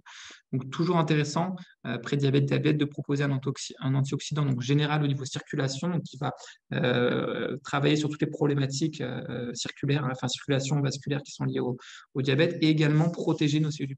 Deux autres molécules qui sont assez intéressantes, donc là c'est vraiment pour affiner, la L-carnitine. Donc là, c'est plutôt pour les patients qui vont être en surpoids. Donc, c'est un dipeptide qui est endogène, qui est essentiel au métabolisme énergétique. Donc, lui, son rôle à ce dipeptide, c'est de prendre les acides gras, de les amener au sein des mitochondries, donc qui sont nos petites usines électriques qui vont produire vraiment, transformer le glucose en ATP. Donc, ça va permettre vraiment d'utiliser, de consommer mieux les acides gras. Et donc, l'étude clinique montre une diminution du poids et de la masse grasse. Et enfin, la L-carnosine, qui est une molécule qui est anti-glycation. Là aussi, on est sur un dipeptide endogène principalement musculaire, qui permet donc de diminuer la glycation des protéines, dont les hémoglobines, qui sont un des marqueurs du diabète. Et enfin, et on va terminer là-dessus, donc là, on a parlé beaucoup de monoproduits qu'il faut associer. Donc là, c'est vraiment l'expertise que vous avez de le faire. On a aussi des solutions qui sont plus simples, qu'on vient de sortir, pour une prise en charge un peu plus globale. Le premier, c'est le complexe glycémie 7. Alors là, je fais un petit résumé. Il y a une fiche produit sur notre site qui est très complète sur le sujet, donc je vous invite à aller la lire. Glycémie 7, c'est quoi? C'est un assemblage de 7 actifs synergiques à une efficacité scientifiquement validée. Alors, comme vous l'avez pu le voir, nous, notre manière de fonctionner quand on formule nos produits, c'est vraiment de partir de la physiopathologie, des voies moléculaires qui sont atteintes pour une problématique, quelle qu'elle soit, santé. Et ensuite, on va vraiment proposer une molécule sur chacun des axes ou chacune des problématiques ou des conséquences de l'axe santé. On ne va pas faire de complexe, on va mettre 4 molécules qui ont le même rôle. Donc là, vraiment, une synergie d'actifs. On a une posologie qui est adaptable, donc une gélule à 3 gélules avant chaque repas, à prendre au début des repas. En fonction de si on est sur une personne saine qui n'a pas de problème d'glycémie mais qui va faire un gros repas, ou un sportif qui veut limiter son absorption, ou si on est sur des phases de prédiabète ou de diabète où la dose doit être un peu plus importante. Donc, dans ce complexe, qu'est-ce qu'on a? Donc, le mûrier blanc de DNJ, on en a parlé, on limite l'absorption du glucose. Du chardon-marie, donc on va travailler à la fois sur le foie, mais également on va potentialiser l'action de la berbérine. Donc, la berbérine, si on regarde le schéma qui est tout à droite, en fait, ce qui se passe, c'est que quand on prend de la berbérine, on a un transporteur sur nos parois intestinales, en fait, qui s'appelle la glycoprotéine P, qui va, une fois que la berbérine est passée au niveau de la paroi, la rejeter dans la lumière de l'intestin. Et on estime à peu près 80-90% de la berbérine qu'on prend qui est rejetée. La berbérine reste une molécule qui est très efficace, en dose clinique, ça fonctionne. Mais c'est juste pour dire que voilà, on a une quantité importante qui est rejetée. Et en fait, les silimarines du chardon-marie ont la capacité d'inhiber ce transporteur qui rejette la berbérine. Et donc, quand on prend des silimarines du chardon-marie en même temps que la berbérine, on va fortement augmenter la biodisponibilité de la berbérine de manière naturelle. Et c'est également vrai pour un certain nombre d'autres produits. Donc, bien sûr, de la berbérine. Un produit dont on n'a pas parlé, c'est la figue, titrée en acide abscisique. L'acide abscisique, c'est une phytohormone, au même titre que la mélatonine. Il y en a dans les végétaux, il y en a chez l'homme. Donc, l'acide abscisique, en fait, lui, son rôle, ça va être vraiment de favoriser le nombre de récepteurs au glucose qu'on retrouve sur nos cellules. Donc, vraiment quelque chose qui est très, très efficace pour absorber plus de glucose. Du zinc, bien entendu. On a également mis du chrome, pas de problématique au niveau des carences. Et enfin, du transresveratrol, qui est un antioxydant circulant. Donc là, on va à la fois travailler sur les conséquences au niveau cardiovasculaire, circulation, et à la fois sur la protection des cellules bêta du pancréas. Donc voilà, je vous invite à aller voir, si ça vous intéresse, à aller sur la fiche produit sur notre site. Il y aura plus d'explications sur le rôle et la synergie de ces actifs. Et enfin, un autre complexe qu'on a formulé récemment. Donc pour l'instant, c'est un complexe on est les seuls à le proposer. Je pense que ça ne durera pas très longtemps, mais c'est un complexe qui permet de répondre aux trois principales carences de la population française. Donc vous pouvez tous aller voir l'étude IMCA3, donc qui est l'étude épidémiologique, qui a été la dernière étude épidémiologique réalisée par l'ANSES. Et qui montre que la population française est carencée en vitamine D, en magnésium et en oméga 3. Ces trois molécules sont impliquées dans les troubles glycémiques et ses conséquences et sont impliquées dans tous les cas dans la quasi-totalité des fonctionnements de notre organisme. Donc c'est toujours très intéressant, je pense, quelle que soit la problématique santé auquel vous êtes confronté, de proposer ce produit qui propose une posologie assez simple, on est à 2 gélules par jour, et qui va permettre vraiment d'apporter, en tout cas de limiter ces carences qui sont présentes dans plus de 75% de la population française. Alors, il y a eu, au niveau du magnésium, il y a un petit... ils ont diminué fortement les recommandations en apport en magnésium, parce qu'en fait, on se rendait quand même compte que depuis 2-3 études épidémiologiques depuis plus de 20 ans, on n'arrivait pas à résorber ça. Donc, on a descendu les apports recommandés en magnésium. Donc, est-ce qu'on est toujours en carence? Voilà, c'est un débat qui est ouvert aujourd'hui au sein des instances. C'est toujours important, je pense, de prendre un apport suffisant de magnésium. Donc, voilà. Je vous invite aussi à lire la fiche produit. Donc là, voilà, à chaque fois, on a présenté, donc, comme on voit sur le schéma de droite, en moyenne, qu'est-ce qu'ont les hommes, qu'est-ce qu'ont les femmes. Donc là, si on prend l'exemple des oméga 3, quel l'apport moyen de la population française, combien de pourcentage quel pourcentage est carencé, du coup, et quel est l'effet de prendre donc 2 gélules de l'essentiel pour, du coup, rétablir, en tout cas, avoir les nutriments en accord avec les apports suffisants. Donc voilà, ça c'est, on a détaillé ça aussi bien sur la fiche produit que je vous invite à lire. Et voilà, un produit vraiment à conseiller sur toutes les problématiques santé. Donc pour conclure et terminer cette présentation sur les informations clés, donc diabète, on est sur une pandémie mondiale dont la prévalence va presque doubler en 25 ans, donc vraiment les troubles de la glycémie, c'est une problématique de santé majeure. Il faut faire attention à son alimentation, c'est assez logique, mais il faut vraiment prendre conscience d'où sont les glucides, de quelle est la charge glycémique qui va être liée à chacun des aliments et au mode de cuisson.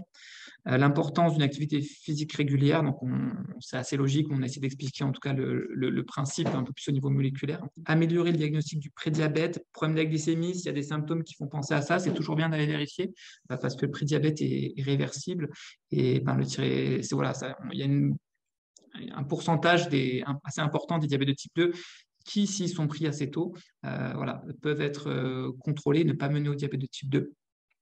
Et donc, il y a un certain nombre de produits nutraceutiques qui permettent de soutenir la prise en charge globale des diabétiques. Donc, si on reprend notre schéma du début, au niveau de tout ce qui est prédiabète, ou les personnes saines qui veulent juste limiter les troubles de la glycémie ou les pics glycémiques. Donc, on a parlé de ginumam, bruyère blanc, fibre d'acacia, on peut rajouter aussi la L-carnitine. est toujours aussi l'essentiel. L'essentiel, ça permet aussi de travailler donc, sur tout ce qui sont facteurs de risque de prédiabète, donc inflammation, hyperlipidémie, voilà, vitamine D, oméga 3, très connu pour des molécules nécessaires à lutter contre l'inflammation. Au niveau vraiment de tout ce qui va être insulino-résistance, sensibilité à l'insuline, hyperglycémie, bon, on a parlé du complexe glycémie, de la berbérine, du zinc bisglycinate. J'ai rajouté ici le resveratrol pour limiter la destruction des cellules bêta, du pancréas.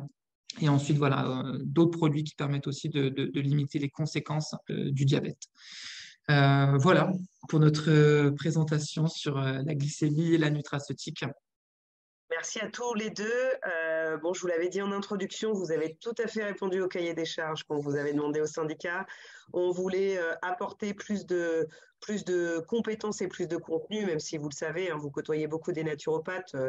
Ils sont déjà très, très bons, mais on aime toujours des petits rappels. Donc, merci pour ces rappels. Merci pour tes nouvelles informations. J'ai aussi apprécié, donc je vous encourage à faire de même pour les prochains webinaires qu'on fera tous les trois. Le fait que vous puissiez mettre en avant les études cliniques pour nous au sein du comité scientifique du syndicat, c'est une priorité parce que on est de vrais professionnels scientifiques, donc il faut qu'on puisse le prouver au quotidien. Vous pouvez aussi encourager les médecins avec lesquels vous travaillez pour l'accompagnement du diabète à se rapprocher du laboratoire d'Inveo et pour qu'ils puissent leur fournir les études. Je pense que vous pouvez aussi faire cela. On a quand même de plus en plus de médecins généralistes qui sont ouverts à nos prises en charge intégratives et qui ont envie d'en savoir plus sur la complémentarité entre ce que nous, on fait en tant que naturaux avec des complexes comme vous proposez chez Dinveo et ce que eux font. Faut aussi préciser que si jamais vous avez des clients qui sont sous traitement du fait de leur diabète, demandez quand même ce qu'il en est. En cas de diabète de type 1, il faut quand même demander l'accord du médecin si on veut aller en supplémentation. Mais dans les faits, pour tout ce qui est prédiabète, syndrome métabolique, diabète de type 2, on peut y aller en confiance. Donc ça, c'est quand même important. Merci à tous les deux. À très vite. Je crois Avec qu'on plaisir. va passer un petit moment avec Audrey parce que Oui. ça fait longtemps qu'on n'avait pas eu le temps de partager avec Dinveo. Alors, je voulais qu'on fasse un petit focus sur qui est Dinveo. Et donc, c'est Audrey qui va faire ce petit focus. À bientôt tous les deux. Merci. Au revoir. Bonjour Audrey. Bonjour Alexandra. Merci. Écoute, tu peux être très, très fière de vos équipes. J'ai kiffé ce temps passé avec eux. C'était génial. Je suis intimement persuadée que nos éditeurs auront compris ce que moi j'ai compris il y a longtemps de Dinveo, c'est-à-dire qu'un vrai laboratoire à nos côtés avec une vraie base scientifique et tu connais mon amour pour les sciences, donc c'est un pur bonheur. Je voulais que tu puisses représenter le labo, même si on est très très nombreux à vous connaître. Comme vous êtes débordés ces dernières années, mais on voit bien avec tout ce que vous faites, que vous aviez un peu moins de temps d'être avec nous. C'est chose faite maintenant, tu es avec nous. Qu'est-ce que tu veux nous dire du laboratoire Dinveo? À toi de jouer. Je vais faire une présentation rapide parce que je pense que vous avez pu percevoir tous en fait les atouts d'Inveo à travers la présentation qui vient d'être faite par Rémi et Cécile. Moi, je vais faire un dézoom un tout petit peu sur le laboratoire pour celles et ceux qui ne connaissent pas encore. J'espère qu'ils sont de moins en moins nombreux et revenir aux origines en fait de d'Inveo. Je vous assure, ça ne durera pas très longtemps. Et à la fin, on fera un tout petit point aussi pour ceux et celles que ça intéresse sur comment on peut devenir aussi praticien partenaire de Dinveo. Donc, j'essaye de tenir le chrono sur 5-10 minutes. Oui, vas-y, sois tranquille. Donc, au départ, et ça, je pense que ceux qui nous connaissent ont cette information, Dinveo a été créé par Thomas André, mais juste parce que Thomas est un grand consommateur de compléments alimentaires, il le dit régulièrement. Et en fait, il ne trouvait pas sur le marché français des produits qui répondent à ses attentes. Des attentes qui peuvent pourtant paraître hyper simples quand on y pense, c'est-à-dire des produits qui soient à la fois efficaces avec à l'appui des preuves scientifiques et des études cliniques, et par ailleurs des produits qui soient complètement sécures et sains, à la fois pour la santé humaine et pour l'environnement.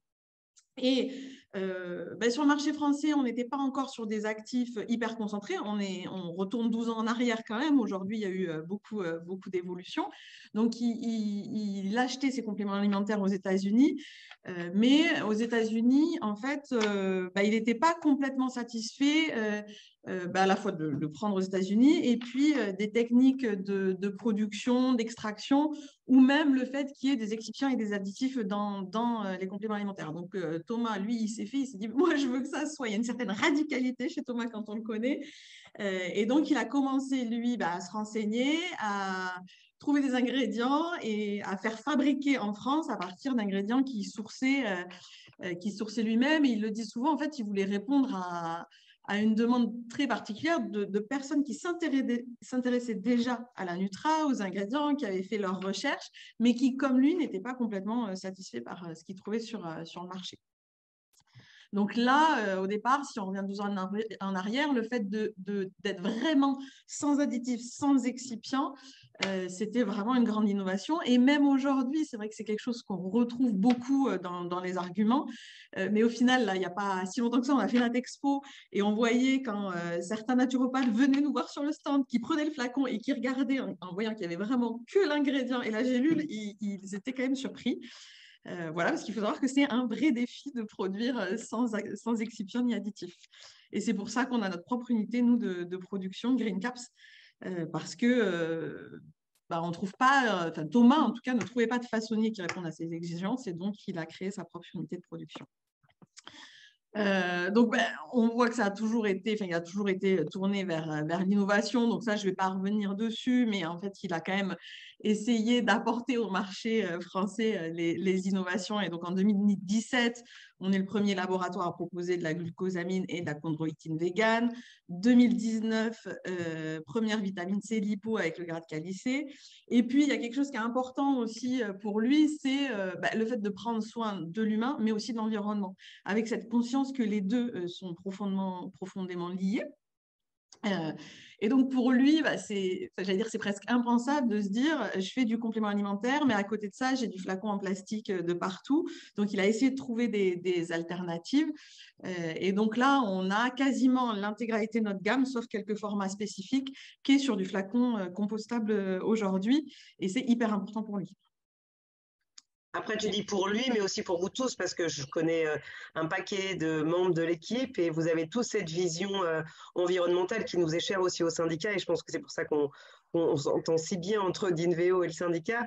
C'est que voilà, vous êtes aussi là pour préserver l'environnement, parce que c'est pas le tout d'accompagner la santé des gens. Si de l'autre côté, on fait du n'importe quoi, ça va pas fonctionner.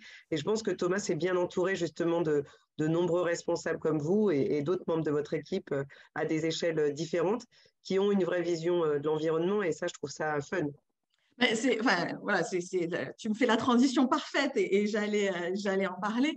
Mais c'est vrai que quand on se dit, en fait, on veut travailler sur la santé, sur la durabilité, sur la longévité, on ne va pas pourrir le monde qui nous entoure et à côté de ça se dire, pour aller mieux, on va prendre quelques compléments alimentaires. Ce n'est pas du tout l'objectif. Donc, justement, et ça me fait la transition parfaite, au-delà de la mise à disposition de compléments alimentaires de qualité, il y a vraiment cette volonté de prendre soin du vivant durablement. Et quand on parle de prendre soin du vivant durablement, on parle de l'humain, mais aussi tout ce qui l'entoure, parce qu'en fait, ça conditionne aussi, nous, notre longévité. Soyons clairs, aujourd'hui, on en parle beaucoup, on parle du climat, mais souvent on dit il faut qu'on prenne soin de notre environnement, mais en fait, c'est juste notre maison. Donc, si on n'y va pas comme ça, à un moment, on va se retrouver dans une impasse. Et donc, dans toutes les démarches, notamment de sourcing, il y a cet aspect aussi de se dire OK, je vais aller choisir les meilleurs actifs, je vais choisir l'espèce botanique qui est la plus porteuse d'actifs intéressants, mais je vais aussi m'assurer que dans les processus de culture, on soit attentif au renouvellement naturel des ressources, et donc on va aller regarder les rythmes de récolte, la partie de la plante qui est prélevée, est-ce qu'on doit aller prendre la totalité ou est-ce qu'on va aller prélever uniquement la partie qui nous intéresse. Rémi vous en a peut-être parlé ou pas, mais aujourd'hui on étudie aussi d'autres méthodes alternatives de production pour éviter d'avoir à prélever, et on regarde aussi tout ce qui est biofermentation. On essaie aussi dans cette même logique, et on a fait une communication récemment là-dessus, de faire le plus possible en local. Alors aujourd'hui, clairement, on a des actifs qui viennent du monde entier, mais quand on peut, là, la biofermentation, c'est quelque chose qu'on va faire en Occitanie. Quand on peut, on se source en France. C'est le cas pour notre spiruline, c'est le cas pour le charbon actif. Donc, en fait, c'est un peu une démarche globale qui nous anime et on essaye de faire au mieux parce que, comme tout le monde, on n'est pas parfait, mais on essaye de faire au mieux dans cette démarche-là. Donc, du coup, si nos engagements, au final, si on fait un peu une synthèse de ça, et ça, je ne vais pas y revenir dessus parce que je crois qu'on vous l'a suffisamment dit, on est sur des produits naturels et ultra purs, sans additifs ni excipients controversés. De temps en temps, on rajoute un petit peu de fibre d'acacia bio quand, en fait, la dose d'actifs ne suffit pas à remplir la plus petite de nos gélules. Voilà, donc, mais la fibre d'acacia, c'est par ailleurs un actif qu'on propose en tant que tel, en tant que complément alimentaire. On est sur des formules hautement concentrées et avec scientifiquement prouvées. Donc, Rémi, Cécile, mais aussi Mathilde, toute l'équipe scientifique se base sur la littérature scientifique pour développer les formules. Et puis, on va tout le temps aller chercher alors, des procédés galéniques à la pointe de l'innovation. Là aussi, je pense que Rémi vous en a parlé. On va tout le temps aller regarder la biodisponibilité, la solubilité. Enfin, donc, c'est des points qui sont hyper importants pour nous. Et c'est en ça que Thomas a fait un petit peu bouger les lignes, c'est qu'il allait chercher, avec sa radicalité, à la fois une extrême naturalité, avec cette pureté, mais aussi une grande technicité pour avoir une efficacité maximum. Et on continue de faire des recherches sur ces aspects-là. Et puis, il y a cette volonté de produire en France. Donc, pour ceux qui nous connaissent, et j'espère qu'on aura l'occasion d'organiser des visites pour ceux qui sont dans la région ou même ceux qui veulent venir nous voir. Je vais gratter des conventions de stage, moi, pour mes apprenants du Gard, sans souci. Avec plaisir. Et je vais voir avec les autres centres de formation partenaires. Ça serait un vrai plus. Je pense que c'est important pour les jeunes naturaux qui n'ont pas eu l'occasion de côtoyer des labos, de voir ce qui se passe en interne. C'est super. Voilà, et en fait, nous, avec plaisir, on aime bien accueillir du monde et expliquer ça parce que quand on parle de sans excipients, sans additifs, entre nous, et c'est pour ça qu'on ne trouvait pas de façonnier, c'est une tannée de produire sans excipients, sans additifs, parce que les excipients habituellement aident à faciliter la production et à ce que les poudres glissent mieux dans les machines. Nous, on a fait le choix de travailler sans parce qu'on estime que ça n'est pas utile pour la santé. Mais du coup, ça demande des réglages de précision, ça demande d'avoir des productions en semi-automatisation. Là, il n'y a pas longtemps encore, on était sur un réglage, il a fallu plus de 3 heures de réglage pour trouver le bon fonctionnement pour répondre à une poudre. Ça va varier en fonction des jours, parce que ce sont des poudres qui sont vivantes, donc en fonction de la météo, on ne va pas avoir les mêmes réglages.